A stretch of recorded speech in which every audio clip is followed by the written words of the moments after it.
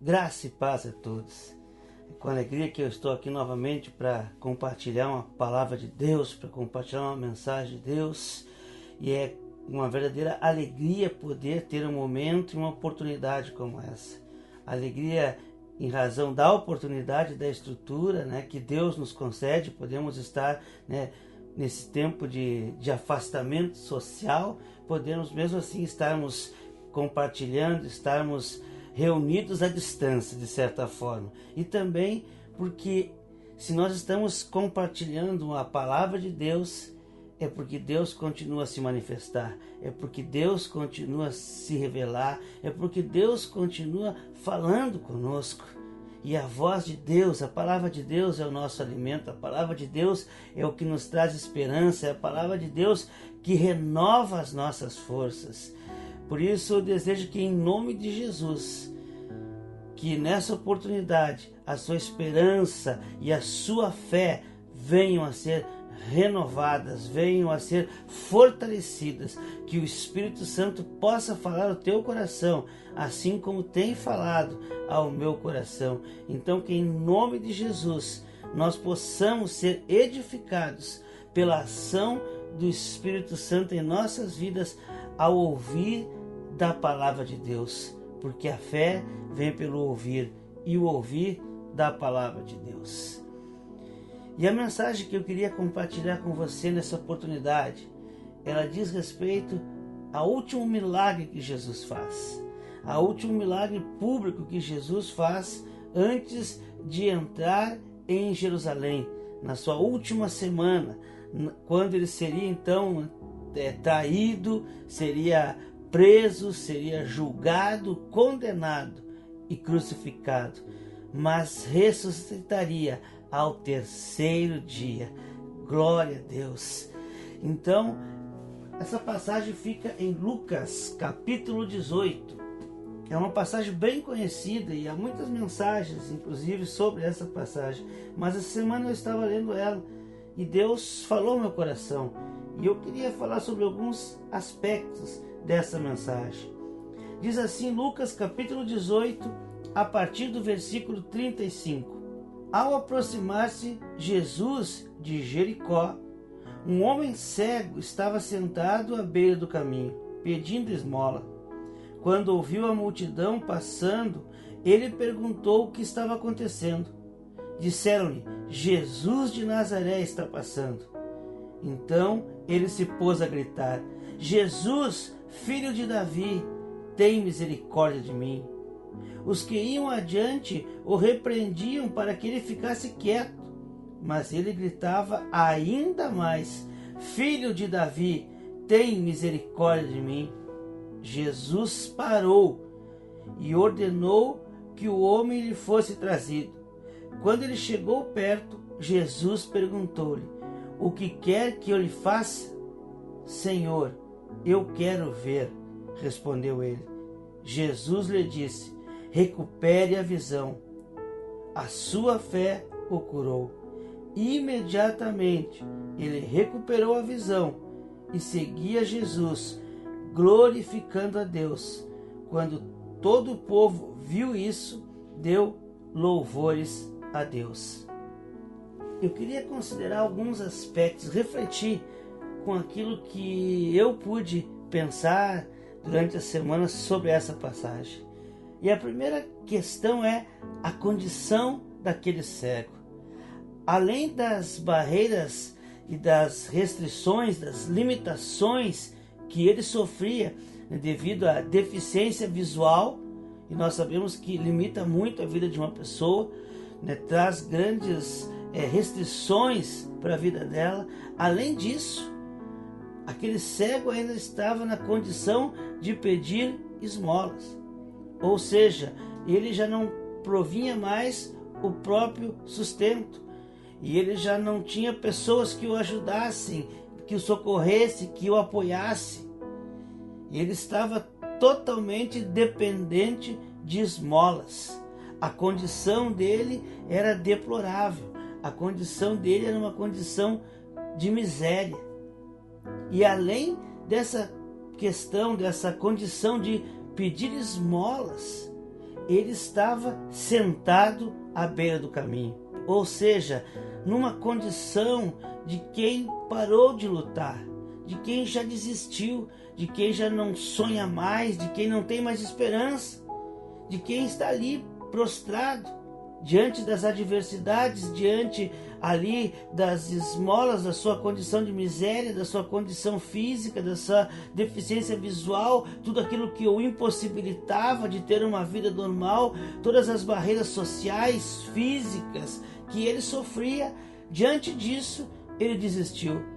Diante disso, ele estava ali parado, sentado à beira do caminho, parado diante das adversidades, parado diante da vida, esperando a morte chegar. Essa era a condição daquele cego. E muitas pessoas vivem nessa condição. Muitas pessoas se encontram também nessa mesma condição. Muitas pessoas, devido às dificuldades, devido às lutas, devido às circunstâncias da vida, também pararam. Também deixaram de lutar, também deixaram de sonhar, também deixaram de ter esperança. Perderam a esperança, perderam o sonho, perderam os objetivos. Muitas pessoas se encontram na mesma condição daquele cego. Não apenas materialmente ou fisicamente, mas também emocionalmente. Muitas pessoas desistiram de si mesmas. Muitas pessoas já não têm mais vontade de viver, já não têm mais prazer na vida. Espiritualmente acontece a mesma coisa. Muitas pessoas, como nós dissemos, no fundo do poço, sem expectativa nenhuma, sem esperança nenhuma e até mesmo sem lutar, sem desejar mudança, apenas esperando a vida acontecer. Essa era a condição daquele cego. A única função, o único valor social que aquele homem tinha era ser objeto da caridade dos judeus, melhor dizendo, das obras de justiça do judeu. Quando nós lemos lá em Mateus, no capítulo 6, no Sermão do Monte, Jesus nos fala sobre as obras de justiça, que os judeus deviam ter cuidado com as suas obras de justiça. E obras de justiça são, senão essas, a de dar esmolas aos necessitados.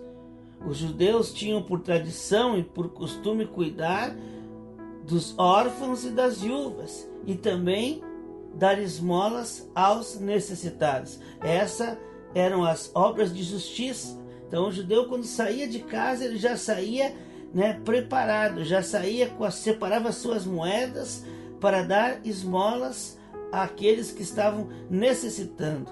E depois iam até as sinagogas, como Jesus falou certa vez sobre a oração do publicano e do fariseu, e lá diante de Deus, lá na sinagoga, oravam, o fariseu se glorificando, uma vanglória pelos atos de justiça, pelo que ele fazia. E uma das coisas que o fariseu fazia, as suas obras de justiça, era de dar esmola.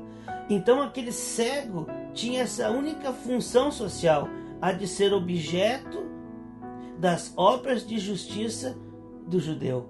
No entanto, algo diferente acontece. Aquele cego percebe o movimento, percebe que algo diferente está acontecendo, percebe que um movimento diferente, que algo grandioso está acontecendo naquele momento. E ele pergunta para as pessoas que estão passando, o que está acontecendo? E as pessoas dizem para ele: Jesus de Nazaré está passando. E esse é outro aspecto, além da condição daquele cego. O outro aspecto é a atitude de fé daquele homem. Ele é tomado por uma força sobrenatural, ele é tomado envolvido por esperança, algo vem sobre ele, e ele então é tomado por fé. Tomado por essa fé, ele começa a gritar: Filho de Davi, tem compaixão de mim? E por que você pode dizer que ele é tomado e ele é impulsionado pela fé? Porque o título Filho de Davi é o título, um dos títulos messiânicos de Jesus. Quando ele diz Filho de Davi, ele não está dizendo, Jesus, se tu puder me cura, tu que está fazendo curas, tu curandeiro, milagreiro, me ajuda. Não. Quando ele brada, Filho de Davi, ele está reconhecendo que Jesus é o Filho de Deus, que Jesus era aquele prometido nas Escrituras, que Jesus era aquele que haveria de vir. Ele reconhece Jesus como o Filho de Deus. Esse é o sentido da palavra, da expressão Filho de Davi. Jesus, tu és o Messias. Então, aquele brado do cego é um brado com fé, de reconhecimento, crendo que aquele homem que estava ali, passando naquele momento, Jesus de Nazaré, era o Filho de Deus. No entanto, aquele cego é repreendido. No entanto, as pessoas dizem para ele que ele devia se calar, que ele não podia incomodar. A multidão diz para ele, olha, fica quieto, não atrapalha. E a multidão faz isso, aquelas pessoas fazem isso com dois propósitos. Um deles era realmente a condição social daquele homem. Ele não tinha expressão, ele não tinha valor, ele não tinha significado, ele era um desumanizado. Então ele, tu não faz parte, fica de fora. Esse era um dos motivos daquela repreensão. Mas havia um segundo motivo. Havia uma segunda razão porque a multidão não queria que nada atrapalhasse Jesus. E abrindo um parêntese aqui, é bom nós lermos sempre a palavra de Deus com esse cuidado. O que as coisas, o que os grupos, por exemplo, representam. Havia basicamente três grupos que seguiam Jesus. Havia os religiosos, a maior parte dos fariseus, que andavam com Jesus, mas buscando algum erro, alguma falha, vendo o momento, alguma oportunidade que eles poderiam pegar Jesus e poderiam condenar Jesus. Havia o grupo dos discípulos, daqueles que lutavam contra si mesmo para fazer a vontade de Jesus, para andar com Jesus, para aprender o que Jesus estava ensinando. Aqueles que se deixavam ensinar. E havia a multidão. A multidão buscava o interesse próprio. Havia sempre um interesse escuso na multidão. Ela não queria buscar Jesus. Ela buscava os sinais. Após a multiplicação dos pães, Jesus diz exatamente isso a eles em Cafarnaum. Vocês não buscam a mim, vocês buscam os sinais. Ou seja, vocês não buscam me conhecer o Filho de Deus, conhecer a salvação. Vocês buscam o pão, o peixe, o milagre. Vocês buscam bênçãos para vocês mesmos. Essa era a multidão que seguia Jesus. E essa multidão que estava naquele momento passando com Jesus por Jericó tinha a intenção de que rapidamente Jesus chegasse em Jerusalém. Jericó era a última cidade antes de Jerusalém.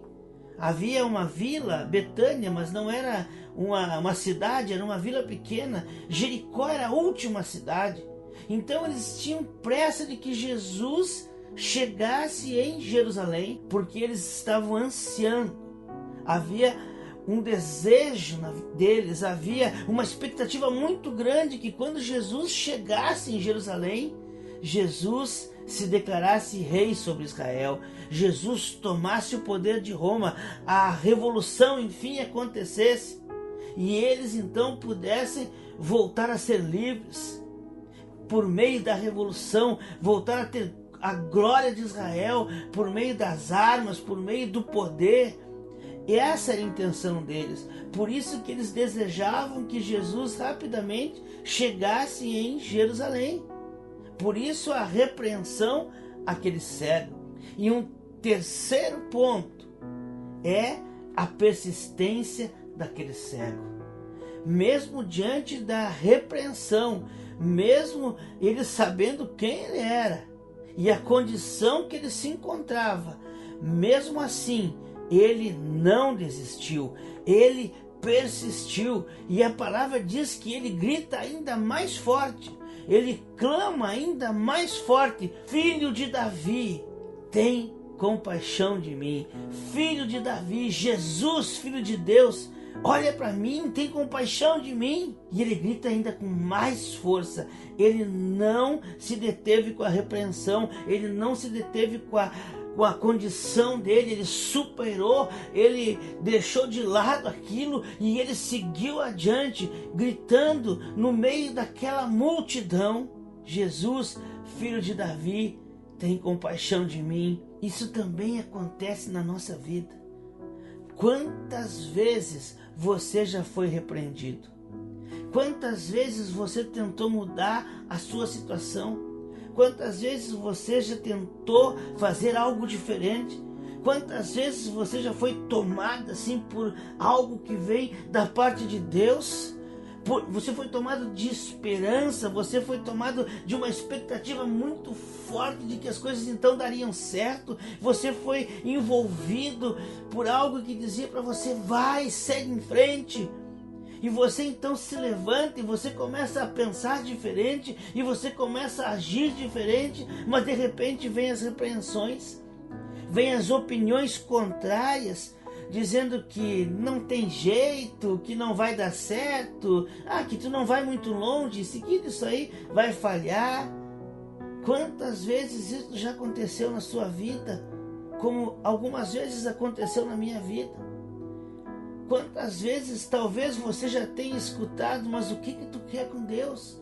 O que tu quer indo na igreja agora? Não tem solução para ti. Olha como é que tu viveu. Olha o que tu fez da tua vida. Não, mas nem Deus pode te ajudar. O que tu quer lendo a Bíblia? O que tu quer orando? Tu acha que Deus vai te escutar depois de tudo? Quantas vezes isso aconteceu? Quantas vezes nós ouvimos essas repreensões, essas palavras contrárias àquele sentimento que nós tínhamos? E muitas vezes nós retrocedemos. Muitas vezes a nossa fé parou diante desse obstáculo. Mas aquele cego nos dá o exemplo. Aquele cego nos dá o exemplo de não pararmos pelas opiniões, de não pararmos diante dos obstáculos, mesmo que as opiniões sejam contrárias, mesmo que as minhas condições não sejam as melhores, mesmo que eu esteja no fundo do poço, eu preciso manter a minha fé. Eu preciso persistir na minha fé. E o interessante é que às vezes nós começamos a pensar: não, eu vou fazer, vai ser dessa vez. Mas o que tu vai fazer? E aí pai, eu não sei o que eu vou fazer, eu não sei qual é a saída, eu não sei qual é o caminho, eu não sei. E muitas vezes nós não sabemos. E nós não precisamos saber. O que nós precisamos ter é fé. É fé. Nós podemos, olha, eu não sei qual vai ser a saída para o meu problema. Eu não sei qual vai ser a forma que eu vou encontrar para sair dessa situação. Mas eu creio num Deus que é poderoso. Eu creio num Deus que Ele pode me capacitar, que Ele abre a porta, que Ele pode fazer tudo. Esse é o meu Deus. Como falamos aqui, conversamos em outro vídeo, em outra oportunidade, a nossa fé não tem que ser que Deus vai fazer, que Deus vai fazer o que eu quero. Não, a nossa fé tem que ser em Deus. E era exatamente o brado de fé que aquele cego dava: Filho de Davi, tem compaixão de mim. Filho de Davi, Filho de Deus, A fé dele era em Jesus, no Filho de Deus. E essa tem que ser a nossa fé. Essa tem que ser a nossa atitude de fé. Eu não sei qual será a solução. Eu mesmo não vejo solução para a minha crise. Mas eu sirvo um Deus. E eu creio num Deus que vê tudo, que é onipotente, que é onisciente, é um Deus que é onipresente, e Ele tem o melhor para mim. Ele tem a saída certa, na hora certa, com as condições certas, e eu creio nesse Deus. A minha vitória virá conforme a vontade do meu Deus. Essa tem que ser a nossa fé. Não pare diante dos obstáculos. Não deixe de ter fé, apesar da situação, apesar dos pesares, apesar da sua condição, que talvez seja semelhante à condição daquele cego. Talvez você já tenha desistido. Seja agora, nesse momento, em nome de Jesus, tomado novamente pela fé. E persista, não desista, mantenha a sua fé em Cristo Jesus, no autor e consumador da nossa fé, e não nas opiniões da multidão, que, como eu disse, sempre tem um interesse escuso, sempre tem o interesse próprio delas. Não, deixa a opinião de lado, deixa as críticas, deixa tudo aquilo que está te colocando para baixo, que diz que você não tem jeito, que nem Deus pode mudar a tua história. Mantenha firme a sua fé, faça como aquele cego, grite ainda mais, ore ainda mais, busque ainda mais, clame ainda mais a presença de Deus. Por que que isso é importante? Por que que isso é necessário? Porque Deus é sensível a um grito de fé. Os ouvidos de Deus e o coração de Deus, eles são sensíveis a um grito, a um brado de fé. E eu lembro daquela mulher que tinha o fluxo de sangue, e uma multidão cercando Jesus e tocando em Jesus, e mesmo com aquela multidão, ela vai, ela rasteja, imagino eu, e toca em Jesus. E Jesus, alguém me tocou. Seus discípulos ali, mas muitas pessoas estão te tocando. Não, mas alguém me tocou diferente. Alguém me tocou com fé, porque de mim saiu o poder. Deus é sensível à fé. Aquele cego, ele estava perdido na multidão. Ele estava perdido na multidão. Ele não tinha noção de onde estava Jesus. Ele sabia que Jesus estava passando, mas ele não sabia onde Jesus estava, onde ele poderia encontrar Jesus. Mas mesmo assim, isso não foi obstáculo. Mesmo perdido na multidão, ele começa a gritar por Jesus e gritar com fé. E Jesus reconheceu o grito de fé.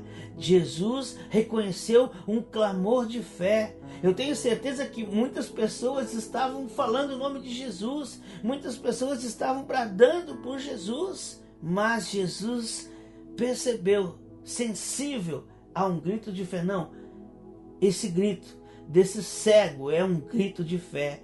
Jesus reconheceu a fé, mesmo ele estando perdido na multidão.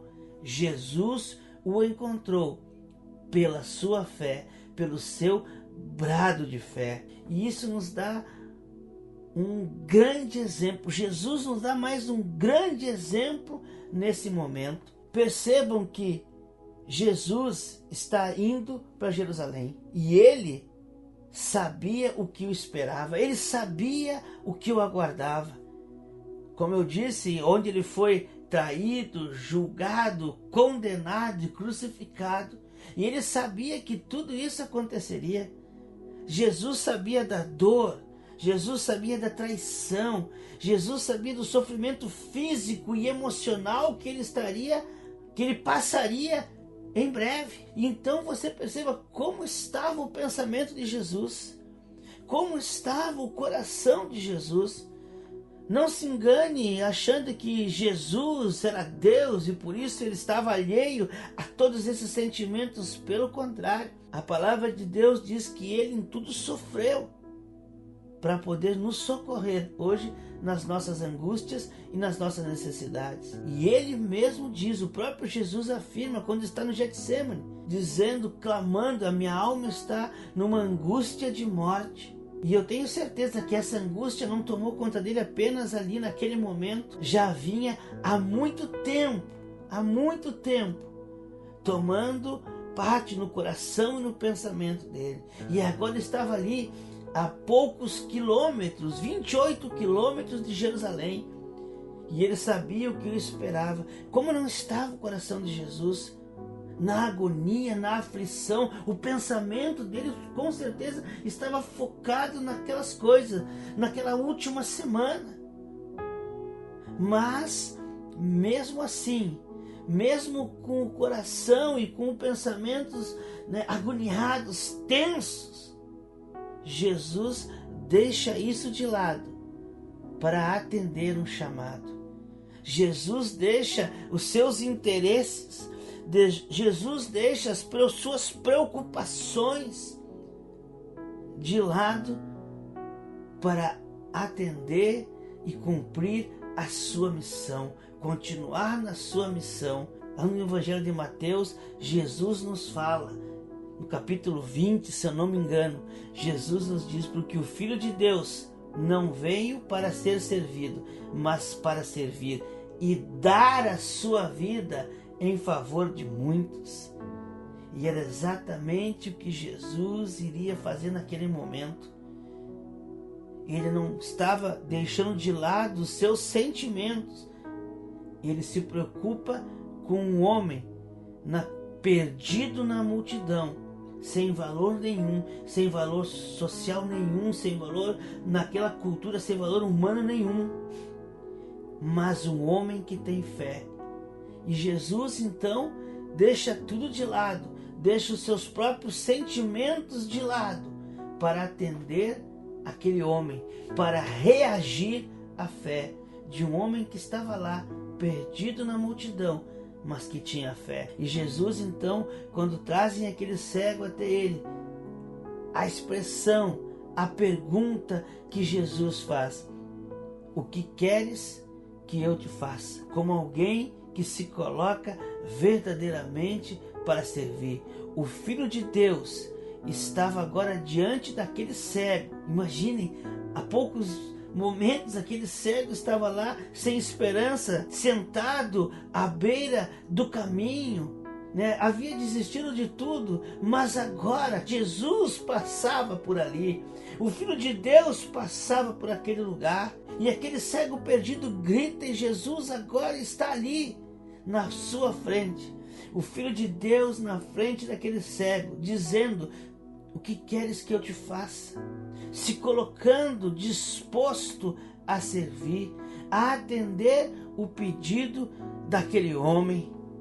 O que eu pude aprender, o que Deus ministrou no meu coração, com essa mensagem, refletindo, pensando e vendo, analisando todas esses pormenores da mensagem de Deus, e a situação, a condição daquele cego, perdido na multidão, e percebo que hoje no nosso país, e no mundo também, muitas pessoas estão nessa condição. Muitas pessoas estão perdidas na multidão.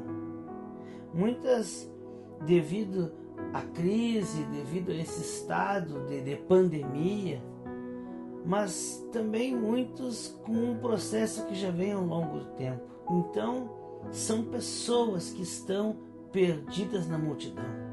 São pessoas que não sabem para onde ir.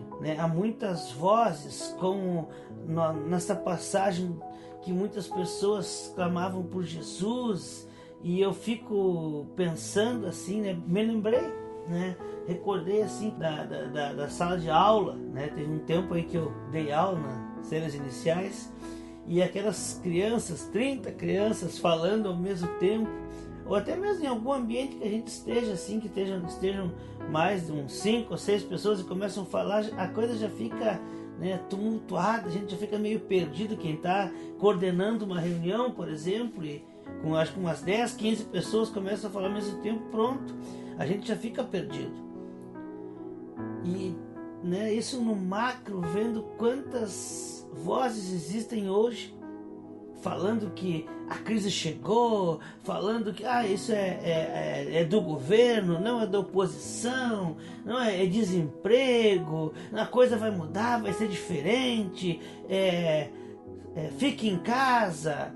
Aí outros, não, nós temos que sair de casa, temos que ir trabalhar. Então são muitas vozes, e muitas delas são vozes negativas, são vozes que trazem crise, que tiram a nossa perspectiva, que tiram a nossa esperança. E nesse caos todo, existem muitas pessoas perdidas, muitas pessoas cegas, muitas pessoas que estão apenas percebendo movimentos, mas não conseguem reagir. Pessoas que já estão há um bom tempo paradas na beira do caminho. Existem muitas pessoas perdidas nessa multidão. Existem muitas pessoas que não sabem para onde ir. Existem muitas pessoas que chegaram ao fundo do poço, que estão na condição daquele cego, que desistiram de tudo, perdidas ali no meio da multidão. Mas poder ler a mensagem, ler a palavra e ver que para sair dessa situação, a única coisa que nós precisamos é fé. É um brado de fé, é um grito de fé, é um clamor com fé. Fé em Deus, fé em Jesus, fé que Deus tem poder para mudar minha história, fé que Deus pode restaurar minha visão, pode me dar uma vida nova. A fé, queridos, que mesmo eu estando perdido, Deus pode me encontrar. Se eu clamar com fé, Deus me encontrará. Não importa onde eu estou, nem a situação em que eu me encontro. O que importa é que, se eu clamar com fé, Ele vem ao meu encontro. Jesus está passando. Deus está te dizendo nesse momento. Eu não sei qual a sua situação e também não importa. O que importa é você saber. O que importa é que Deus está te dizendo hoje: clame com fé. Clame com fé. Apenas isso. Creia que Deus é poderoso. Creia que Jesus é o Filho de Deus. Creia que Deus pode mudar a sua história. Somente creia e clame a Jesus, porque Ele vai te encontrar. Ele está passando. Assim como Ele estava passando em Jericó naquele dia, hoje Ele está passando na sua vida. Por meio dessa mensagem, hoje Ele está dizendo: eu estou passando. Quero ouvir a tua voz, quero ouvir o teu clamor. Eu desejo, eu anseio por ouvir o teu clamor de fé. Por isso, clame a Deus, clame com fé, mesmo que você não saiba o que fazer, nem o que Deus pode fazer, mas não importa, porque o nosso Deus é o Deus do impossível. Nós não precisamos ter a resposta, nós não precisamos ter um plano, nós não precisamos ter tudo traçado, porque afinal de contas, a nossa vida está nas mãos dele, porque afinal de contas, tudo que temos está nas mãos dele, porque afinal de contas, é Ele que vai traçar a nossa vida, é Ele que vai moldar a nossa vida, é Ele que tem o melhor para nós. Nós precisamos apenas gritar com fé, porque os ouvidos de Deus estão atentos a ouvir o teu grito de fé, e Ele então te encontrará e restaurará a tua visão e a tua vida, e você sairá como aquele cego, que a partir do momento em que Jesus lhe restaurou a visão, ele passou a seguir Jesus com alegria, com grande alegria, dando glórias a Deus, sendo testemunha do grande amor e do poder de Deus, que tirou aquele homem sem visão, sem valor, à margem da sociedade e transformou aquele homem num servo, numa testemunha do poder de Deus. Deus quer fazer isso na tua vida, você pode ter certeza, e Ele está esperando ouvir o teu grito, o teu clamor de fé. Que Deus nos abençoe, que Deus nos guarde, que Deus derrame sobre a nossa vida, sobre a vida dos nossos familiares, a sua graça, o seu amor e a sua grande misericórdia, e que nós possamos a cada dia fortalecer a nossa fé em Deus, em nome de Jesus.